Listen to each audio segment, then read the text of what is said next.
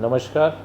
આગામી 22 જૂનના રોજ બનાસકાંઠા જિલ્લાની 614 ગ્રામ પંચાયતોમાં ચૂંટણીનું આયોજન થવાનું છે.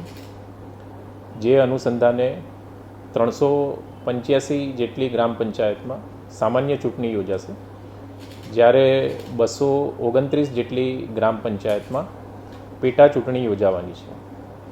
કુલ 614 જે ગ્રામ પંચાયત છે એમાં 406 જેટલી સરપંચની જગ્યા માટે ચૂંટણી યોજાવાની છે અને 3570 પંચાયતના જે સભ્ય છે એમના માટે ચૂંટણી યોજાવાની છે. જો સામાન્ય ચૂંટણીની વાત કરીએ તો 385 ગ્રામ પંચાયતો માટે કુલ 1840 જેટલા સરપંચના પદ માટેના ઉમેદવારોએ ફોર્મ ભર્યા છે અને 4812 જેટલા પંચાયતના સભ્યના ઉમેદવારી ફોર્મ ભરાયા છે. પેટા ચૂંટણીની વાત કરીએ તો 229 ગ્રામ પંચાયતોમાંથી 57 જેટલા સરપંચ પદ માટેના ઉમેદવારી ફોર્મ ભરવામાં આવ્યા છે અને 151 જેટલા પંચાયતના સભ્ય માટેના ઉમેદવારી ફોર્મ ભરવામાં આવ્યા છે.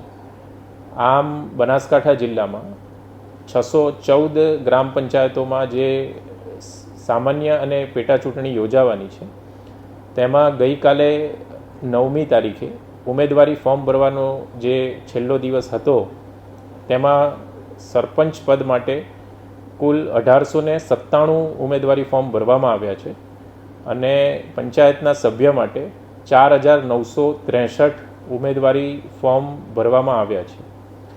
આજરોજ સ્ક્રુટિની થશે અને ઉમેદવારી ફોર્મ પરત ખેંચવાની પ્રક્રિયા પૂર્ણ થાય તેના બાદ 614 ગ્રામ પંચાયતોમાંથી કેટલી ગ્રામ પંચાયત સમરસ બને છે તેની જે ચોક્કસ માહિતી છે એ આપણને મળી શકશે. ધન્યવાદ.